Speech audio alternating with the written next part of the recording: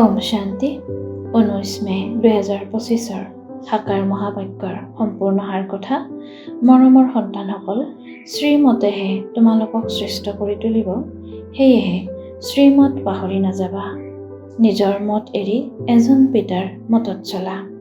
প্ৰশ্ন: পুণ্য আত্মা হোৱাৰ উপায় কি? উত্তৰ: পুণ্য আত্মা হ'বলৈ হ'লে 1. সঁচা অন্তৰেৰে মৰমেৰে এজন পিতাক স্মৰণ কৰা। 2.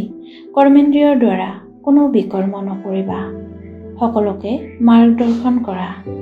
নিজৰ অন্তৰক সোধা, এই পুণ্য মই কিমান কৰোঁ?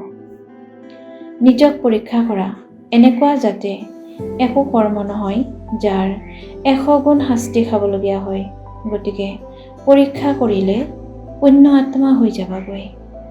ধাৰণাৰ বাবে মুখ্য সাৰ: পিতাই যি অবিনাশী জ্ঞান ৰত্নৰ সম্পদ দিয়ে তাৰ মূল বুজিব লাগে। অসাৱধান হৈ পাপ কৰ্ম কৰিব নালাগে। যদি নিশ্চয়তা আছে যে ভগৱানে আমাক পঢ়ায়, তেন্তে অপাৰ আনন্দত থাকিব লাগে। 2. ঈশ্বৰৰ ঘৰত কেতিয়াও চুৰি আদি কৰাৰ খেয়াল যাতে নাহে। এইটো অভ্যাস বৰ লেতেৰা। কোৱা হয়, 1 পাই চুৰ কৰা আৰু লাখ টকা চুৰ কৰা কৰোতাজনক চোৰ বুলিয়ে ক'ব। নিজৰ অন্তৰক সুধিব লাগে, মই কিমান পুণ্য আত্মা হৈছোঁ? বৰদান: নিৰ্বল, নিৰাশ আৰু অসমৰ্থ আত্মাক অতিৰিক্ত বল দিওঁতা আত্মিক দয়াশীল হোৱা।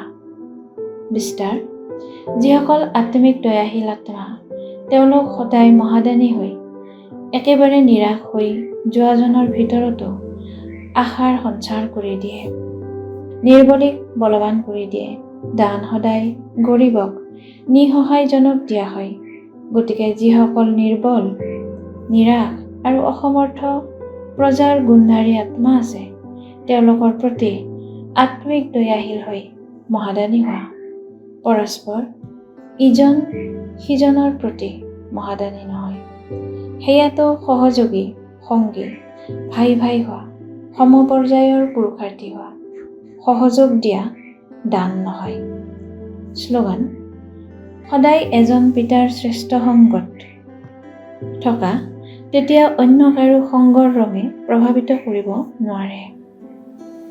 আত্মিক, অভিজাত্য আৰু পবিত্ৰতাৰ ব্যক্তিত্ব ধাৰণ কৰিবলৈ আজিৰ অব্যক্ত সংকেত।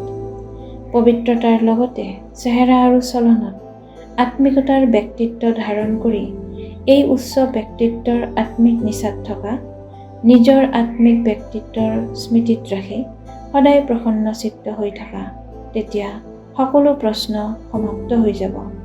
অশান্ত আৰু চিন্তিত আত্মাসকল তোমালোকৰ প্ৰসন্নতাৰ দৃষ্টিৰে প্ৰসন্ন হৈ যাব। ওম শান্তি।